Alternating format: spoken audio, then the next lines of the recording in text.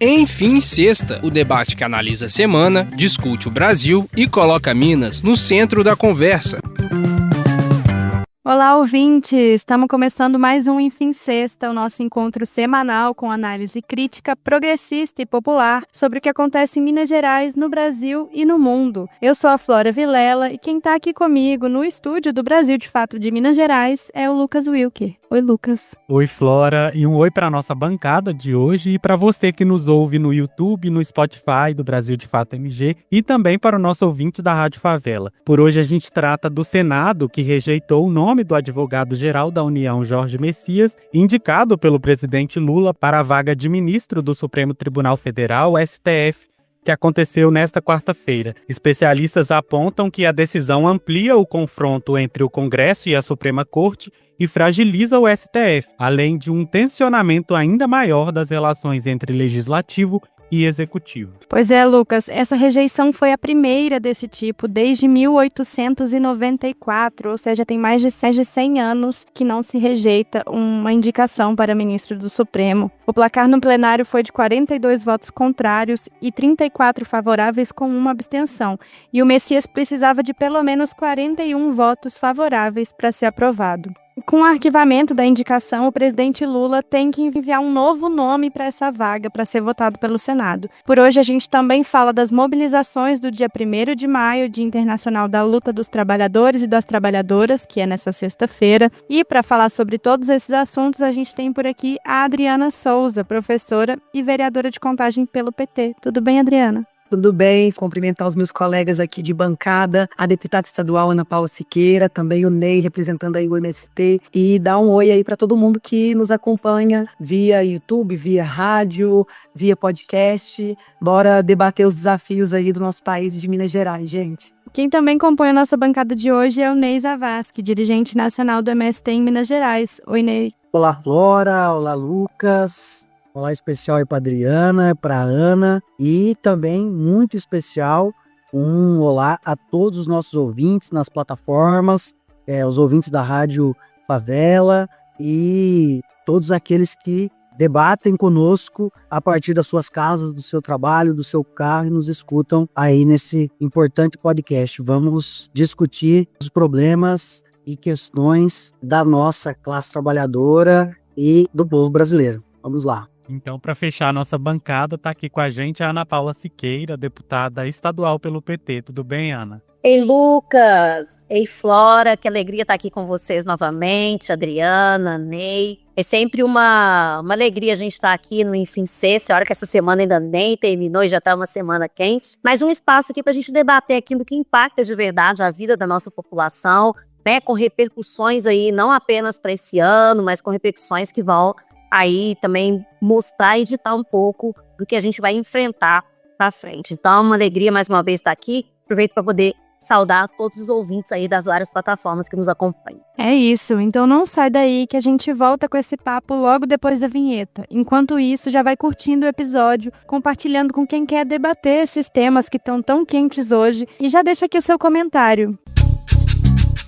Brasil de Fato, uma visão popular de Minas Gerais, do Brasil e do mundo.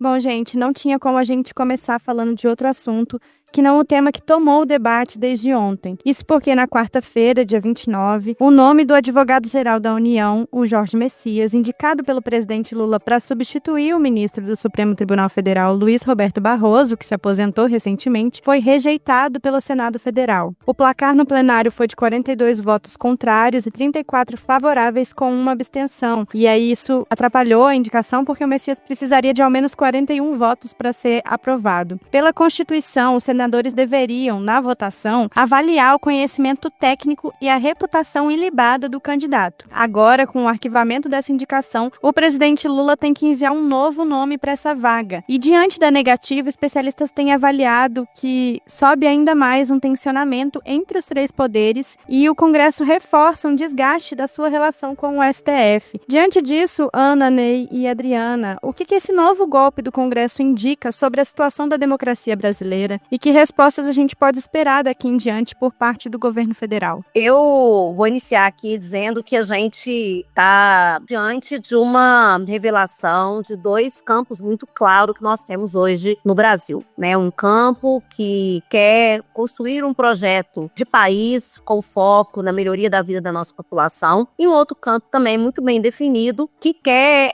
amplificar a polarização e dificultar aí o processo de desenvolvimento do país a partir de um desgaste junto com o governo federal. Assistindo a sabatina de ontem, né, acompanhando um pouco mais do processo, o que a gente assistiu no Senado foi uma desvirtuação daquilo que era a proposta finalística da sabatina. Conversar sobre a capacidade do Messias de assumir o STF, da função específica no STF, e se passou por essa discussão que a extrema-direita, que o campo conservador tem feito de religião, de valores, daquilo que, na verdade, não é o principal ponto da atuação de uma pessoa que vai ocupar o Supremo. Então, teve essa desvirtuação, eu acho que isso é muito natural, vem cada vez mais sendo naturalizado no Brasil como discussões que vêm de fundo moral, vêm de fundo de valor, desvirtuando aquilo que é a prioridade das discussões políticas, que ao fim e ao cabo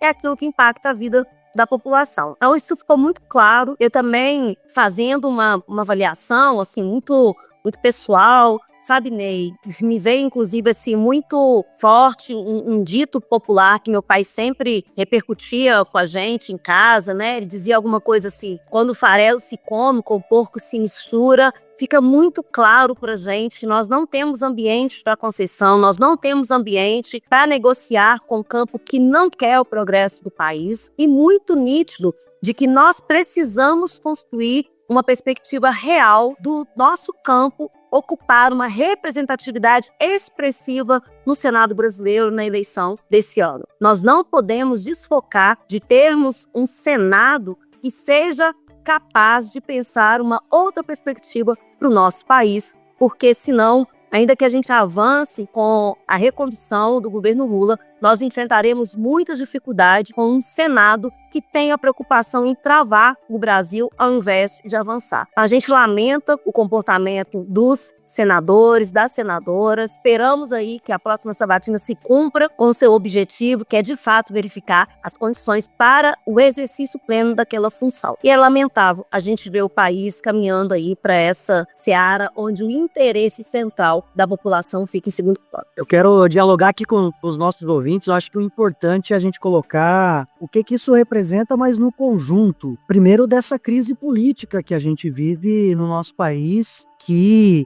cria esse tensionamento entre os três poderes da República e que isso é organizado por uma força na sociedade. Essa força golpista, essa força da extrema-direita que tenta desestruturar os poderes da República, tirar suas funções, mudar suas funções para poder atacar o direito dos trabalhadores. Quem está nos ouvindo tem que entender que o objetivo final disso, desses sinais, é se proteger como essa classe golpista, essa posição golpista. Isso faz parte de um processo, né, dessa crise política, e que o tensionamento entre os três poderes, ele é um elemento que ele vai se colocando, e esse local do Congresso Nacional como o espaço dessas políticas conservadoras, da forma de fazer política que rouba, né, por um lado, um Congresso que rouba via emendas boa parte do orçamento público do Poder Executivo e que tenta fazer esse ataque ao Poder Judiciário, ao Supremo Tribunal Federal. Então, é um conjunto, Flora e Lucas e os nossos ouvintes, de ação que identificam, que a gente, né, costuma dizer, desse Congresso inimigo do povo. E a necessidade de, num ano eleitoral, a gente discutir isso e o nosso ouvinte ter claro que passa por aí as mudanças necessárias para melhorar a vida do povo. Não aceitar uma indicação, fazer constitucionalmente a tua função como Senado, que é averiguar a capacidade técnica e a vida pública do indicado ao Supremo, porque ali é para ter um poder técnico de implementação da Constituição, e transformar isso numa disputa política e levar para esse debate baixo que a Ana já trouxe para nós, faz parte de um roteiro. Eu queria lembrar aqui para os nossos ouvintes, faz parte do mesmo roteiro do PL da bandidagem, do PL da blindagem, que o Congresso tentou votou, aprovou, e só por pressão popular é que nós conseguimos derrotar, que protegia os congressistas, os senadores e deputados de serem condenados, de serem como um cidadão comum, de ao fazer crimes, cumprir as suas penas, ser julgados por isso. Então esse PL da blindagem que nós conseguimos derrotar nas ruas, ele é o mesmo caminho que essa recusa da indicação e a forma com que ela foi feita é esse mesmo caminho, né, de politizar o debate da indicação para o Supremo e não só não aceitar a indicação, derrotar o poder executivo na indicação, mas também faz parte desse processo de querer interferir nas decisões dos ministros do Supremo Tribunal Federal para que se protejam do processo de investigação, do processo de responder pelos seus crimes. E aí, na carreira disso, também no mesmo caminho, vem o PL da dosimetria, que está também para ser votado, que é reduzir as penas, retirar as penas dos criminosos. Então, é um congresso de maioria de extrema-direita que, nesse processo,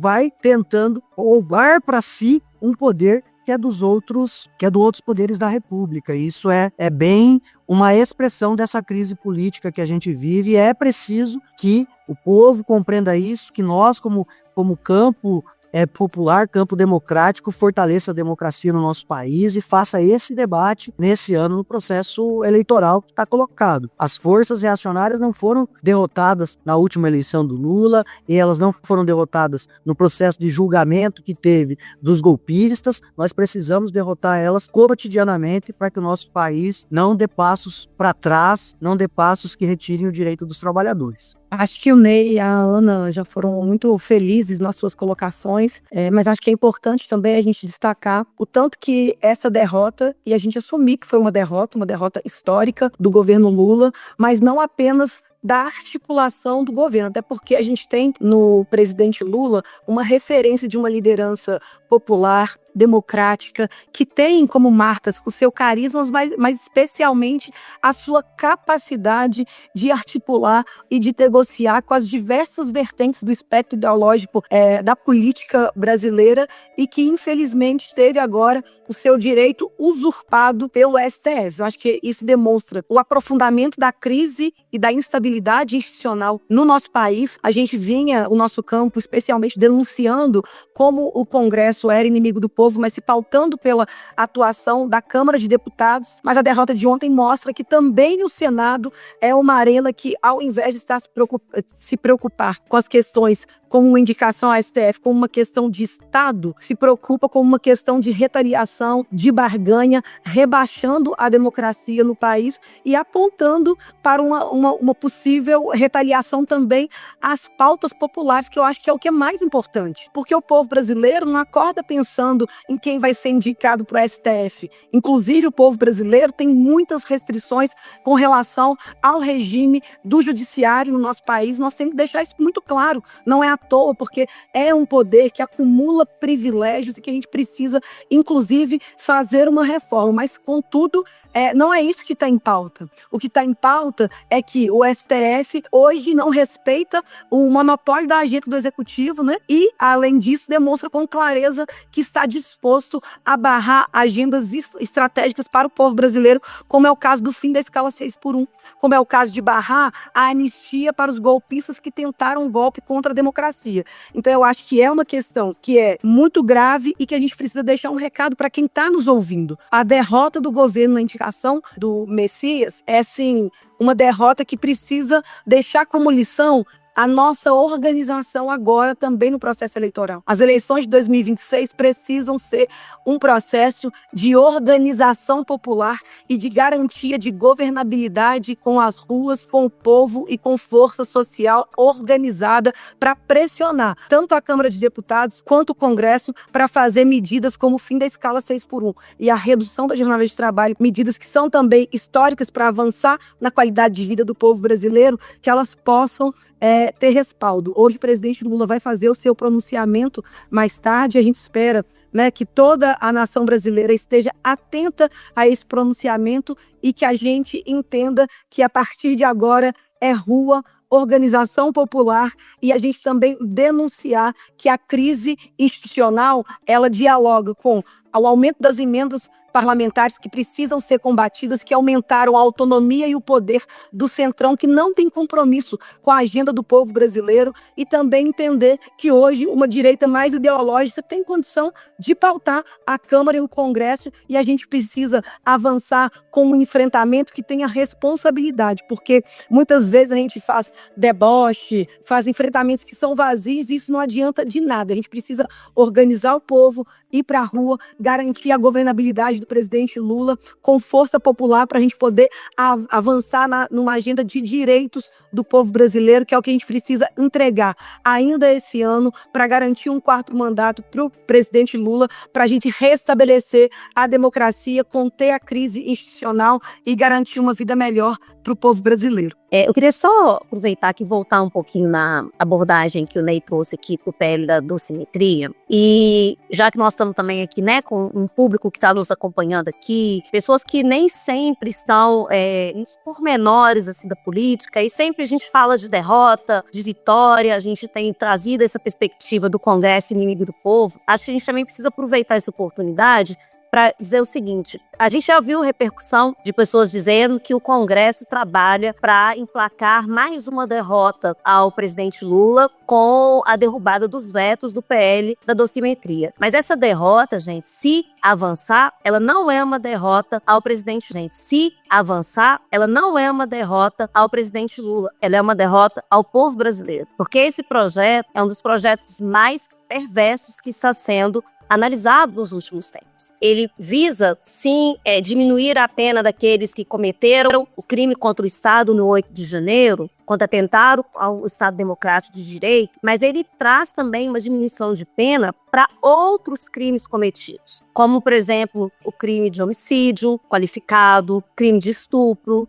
Para vocês terem uma ideia, nos casos de crimes de feminicídio, a pena pode cair de 75% a 55%. Nós estamos falando que esse projeto pode permitir que homens que cometam feminicídio tenham penas abrandadas. Isso é um verdadeiro absurdo. Isso não é derrota para o nosso presidente Lula, isso é derrota para cada uma de nós, para cada um de nós. Isso precisa ficar claro para todo mundo, porque não é só uma questão de derrotar presidente ou não. Isso fica para o povo. Isso é muito sério e é por isso que a gente chama aqui a atenção, para que todos possam acompanhar com muita consciência. O Congresso tem trabalhado contra o povo brasileiro. Essa questão da derrota, né, do governo com a indicação do Jair Messias também indica, né, que o presidente Lula ele precisa recompor sua articulação junto ao Senado sem se tornar refém do Senado, e também significa que é preciso dar importância para a eleição do Senado, e esse ano são 2 vagas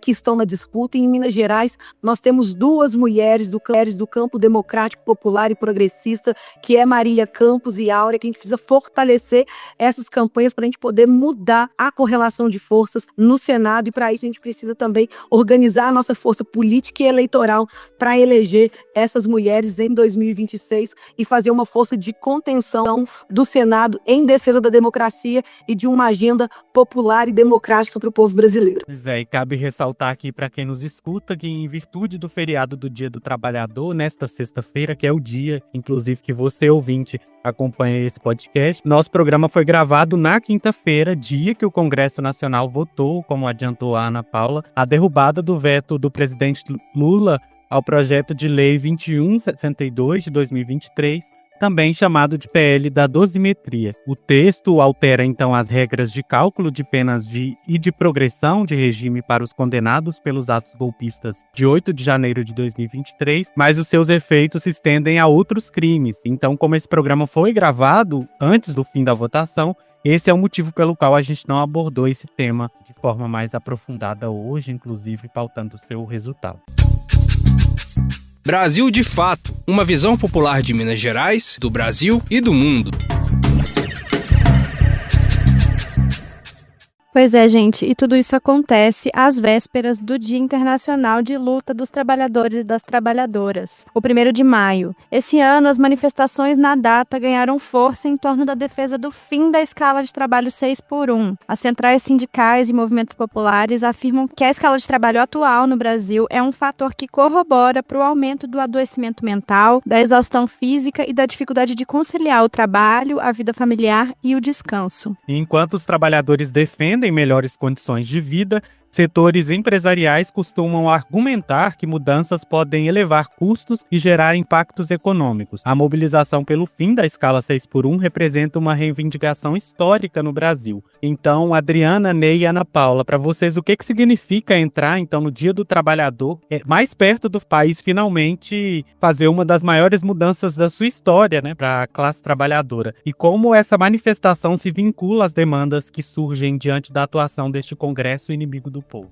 Vamos lá, gente. Primeiro, sempre que eu falo da escala 6x1, eu falo não como vereadora, como parlamentar, como militante. Eu falo como ex-trabalhadora da escala 6x1. Eu trabalhei durante muitos anos no shopping, no Diamond Mall, em Belo Horizonte, e trabalhei também como operadora de telemarketing, do call center, da Contax, que fazia muitas vezes o trabalho, né, de telefonia da Oi, da Telebig, né, antiga Telebig, Telemar. E assim, é uma jornada que simplesmente acaba com a vida dos trabalhadores e trabalhadoras. No meu caso, que era estudante também nesse período, com bolsa integral do ProUni, eu saía de casa todos os dias, às 5h30 da manhã, e voltava às 11 horas da noite. Eu já era mãe como a maior parte das trabalhadoras da escala 6x1, que estão nos balcões da padaria, que estão nos comércios, que estão no shopping, atendendo e garantindo os serviços essenciais para as pessoas, e eu não tinha tempo sequer de acompanhar a vida do meu filho pequeno. Eu chegava em casa às 11 da noite, muitas vezes meu filho Gabriel, com 3 anos, estava deitado no sofá com quebra-cabeça, dormindo, esperando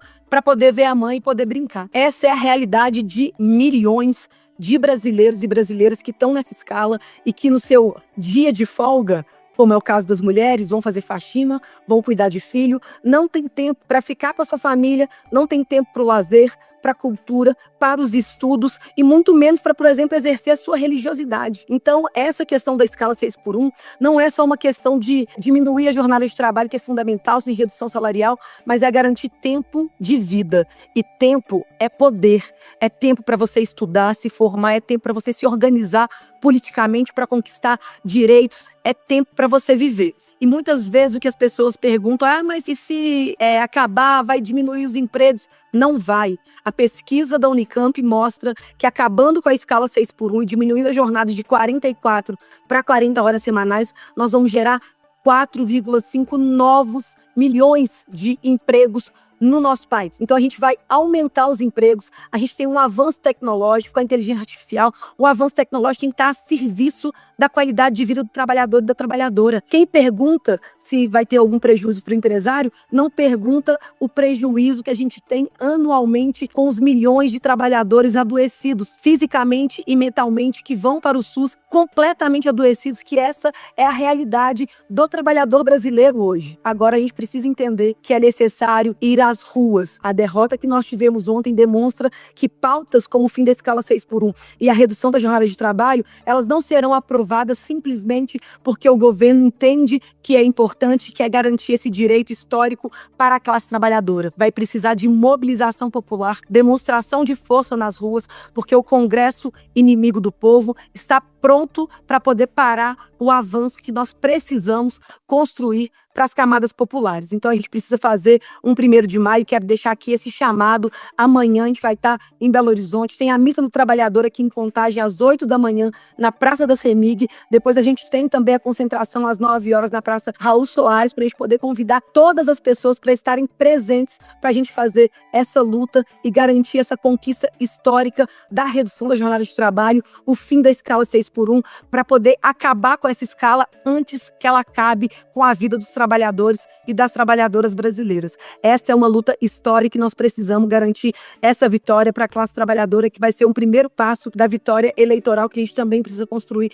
em 2026 para dar continuidade aos avanços necessários para garantir vida digna e tempo para quem vive do suor do seu próprio trabalho. Isso aí, Adriana, acho que a Adriana traz muito bem, pela sua experiência de vida, o que representa na vida do trabalhador, da trabalhadora em especial, a redução da jornada de trabalho. Queria focar aqui, o nosso ouvinte também entender o que é esse discurso da direita, da extrema-direita, das entidades representantes dos empresários, dos capitalistas, que é um enfrentamento de projeto, está colocado, é um enfrentamento de projeto, um projeto que traz melhorias para a vida dos trabalhadores, para a vida do povo brasileiro, e um projeto que tenta arrancar as nossas riquezas, e a principal riqueza é o tempo do trabalhador. Então a gente não pode ter dúvida que é essa disputa que está colocada em todos esses confrontos que se dão no Congresso. Então ligar o tema aqui que a gente falou anteriormente, da derrota, da indicação do Lula ao Supremo Tribunal Federal, parece que é algo diferente, mas não é algo diferente. É enfrentamento desses projetos.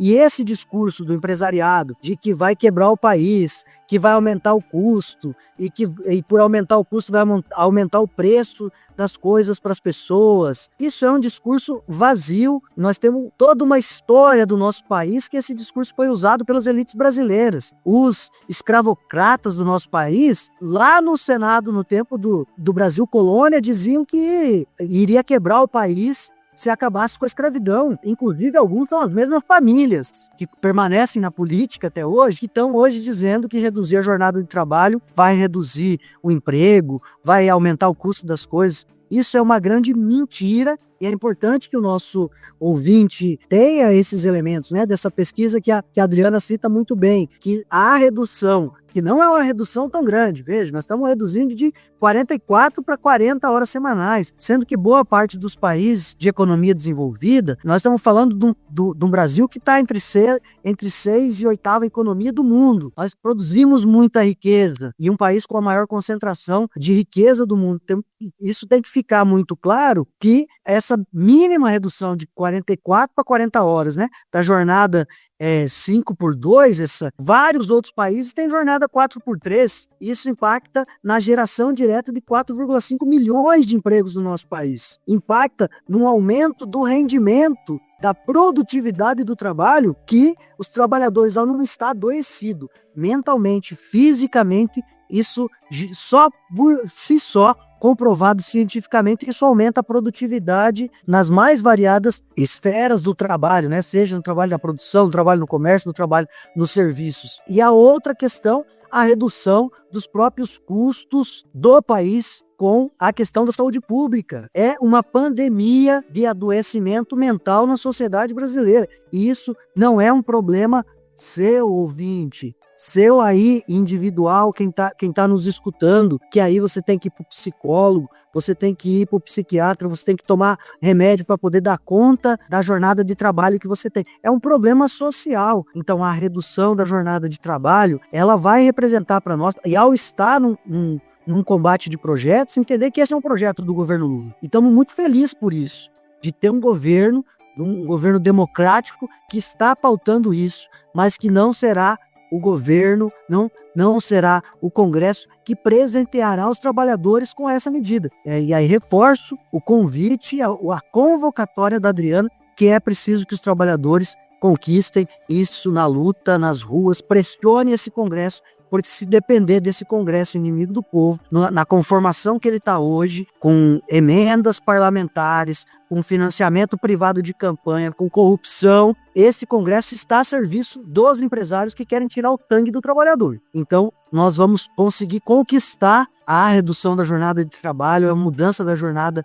6x1 para 5x2, com luta com o povo na rua. Então, 9 horas da manhã, todos nós estarmos nesse feriado de 1º de maio, também fazendo a luta pela redução da jornada de trabalho aqui em Belo Horizonte, na Praça Raul Soares. Pois é, gente, aproveitando o dia para poder parabenizar nossas queridas trabalhadoras, nossos queridos trabalhadores. Apesar de tudo, somos merecedores desse reconhecimento, dessa saudação. E assim como a conquista do salário mínimo, como a conquista da licença maternidade, a conquista das férias remuneradas, todas essas conquistas do mundo do trabalho aconteceram a partir de luta, aconteceram a partir de grandes mobilizações. Infelizmente, houve violência, houveram mortes para que a gente conseguisse garantir o mínimo. para a população. E hoje, 83 anos após a criação da CLT, nós estamos prestes a avançar na garantia de direito do trabalhador. A nossa luta,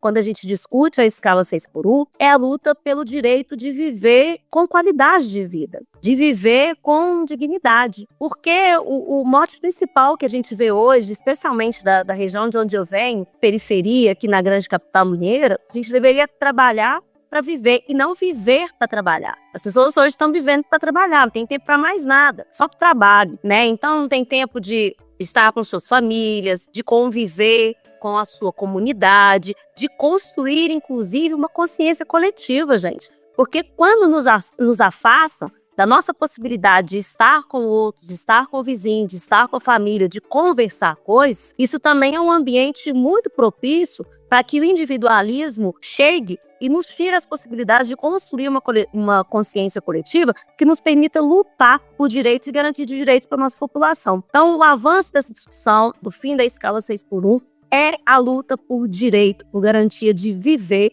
com mais dignidade. E a gente está enfrentando realmente um tanto de fake news, né? Vai diminuir o salário, vai quebrar o comércio e serviço, o trabalhador vai produzir menos. Vários países da Europa já aplicaram esse modelo e o que a gente tem lá é justamente o contrário. É melhor qualidade para as pessoas, é mais saúde para a população, menos gasto público, não teve impacto no PIB, muito antes, pelo contrário, houve um aumento. Então, a gente tem vários estudos que comprovam que a redução da carga horária e a melhor qualidade de vida da população trazem resultados melhores, não apenas para a pessoa, mas para os empreendimentos, para as empresas, para as instituições. Foi falado aqui, tanto pela Adriana quanto pelo Ney, da questão do adoecimento. E aí eu trouxe um dado aqui que eu quero compartilhar para ficar bem claro sobre o que nós estamos falando. Somente no ano de 2025, o Brasil registrou mais de 546 mil afastamentos do trabalho por questões de saúde mental. Olha o número, olha o impacto, olha o prejuízo que isso causa para o país. É o segundo recorde em menos de 10 anos. É um sinal, né, mais do que escancarado de que há necessidade urgente de mudar essa realidade da dinâmica do mundo do trabalho. Um substrato aqui, a ansiedade, as crises de ansiedade, né, muito recorrentes por essa falta de arejamento, por essa falta de tempo, só ela levou a mais de 166 mil afastamentos. E a depressão e outros motivos, mais de 126 mil. Então, olha o impacto disso para as empresas, para as instituições e para o próprio setor de saúde pública. Nós estamos falando de números muito, muito, muito, muito grandes. E isso, gente, precisa ser considerado quando a gente pensa a realidade do mundo do trabalho.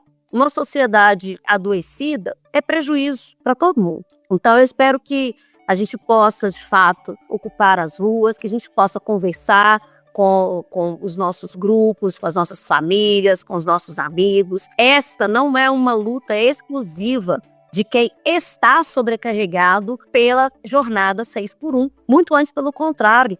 Nós precisamos que aqueles que fazem já a escala 5x2 estejam juntos nessa luta, porque é um trabalho de conscientização social de um país que precisa evoluir a partir do cuidado com cada uma e com cada um de nós. É isso, gente. E aí, sobre esse tema do 1º de maio, a gente também falou disso na edição desta semana do Visões Populares, nosso podcast de entrevistas aqui do Brasil de Fato MG. Inclusive, a Adriana comentou sobre a Missa do Trabalhador e a gente conversou no Visões Populares com a Aline Pérez, que estuda a história da Missa do Trabalhador, que é uma celebração religiosa e de luta, que esse ano completa 50 anos em Contagem. Então, se você quer se aprofundar sobre o tema, é só procurar o Visões Populares no Spotify e no YouTube do Brasil de Fato de Minas Gerais. O episódio se chama 1º de maio e a Missa do Trabalhador e da Trabalhadora de Contagem. Tá valendo muito a pena o aprofundamento no tema e acho que dialoga muito com tudo que a gente tem conversado ao longo desse episódio. Gente, dito isso, enfim, sexta de hoje vai ficando por aqui. Queria agradecer a participação do Ney, da Adriana e da Ana Paula. E a gente se vê na próxima semana. Um alô especial, então, aos nossos ouvintes. A gente se vê na próxima semana, no próximo Enfim Sexta. Um abraço muito especial à Adriana, à Ana Paula. E muito obrigado aos nossos ouvintes por estarem conosco nesse momento de reflexão sobre a nossa conjuntura. Também quero agradecer aqui esse momento que é tão importante para os nossos debates, o Ney, a Ana Paula e cada uma das pessoas que ficou acompanhando, que vai também compartilhar, que vai chamar outras pessoas para ouvir esses debates que são fundamentais. E mais uma vez, além de deixar meu abraço, queria encontrar com todo mundo no 1º de maio, nas ruas, na luta, que é onde a gente precisa estar até o dia 4 de outubro e depois aprofundar, porque nós precisamos organizar o povo para garantir as reformas estruturais que o Brasil precisa para garantir uma vida digna para nossa gente. Um feliz dia do trabalhador e da trabalhadora na rua com luta de mãos dadas, gente. É isso, gente. Enfim, sexta, é sempre uma alegria estar aqui. Acho que a nossa programação aqui nos inspira a sonhar, seguir na luta por dias melhores. É um ambiente muito agradável, oportuno, tá com o Ney, tá com a Adriana, com o Lucas, com a Flora. E a gente segue aqui nesse compromisso de trazer assuntos muitas vezes delicados, espinhosos, mas que estão necessários para que a gente compreenda todo o processo político que nós estamos passando, que nós estamos enfrentando e que precisa da participação de todo mundo para que a gente, de fato, alcance aí o que a gente quer, que é uma vida boa para todo mundo e cuja a política é fundamental, porque é ela que dá o rumo, né, para o país, que dá o rumo aí para as políticas públicas que chegam à nossa população. Eu queria aproveitar aqui, além de reiterar o convite para as manifestações, o 1º de maio, saudar novamente os trabalhadores e as trabalhadoras, convidar vocês para acompanhar também, além do Enfim Sexta, os nossos mandatos, acompanhar o nosso mandato aqui na Assembleia Legislativa de Minas Gerais, um mandato que tem um compromisso fundante com a promoção da dignidade humana, passando aí pela perspectiva frontal do trabalho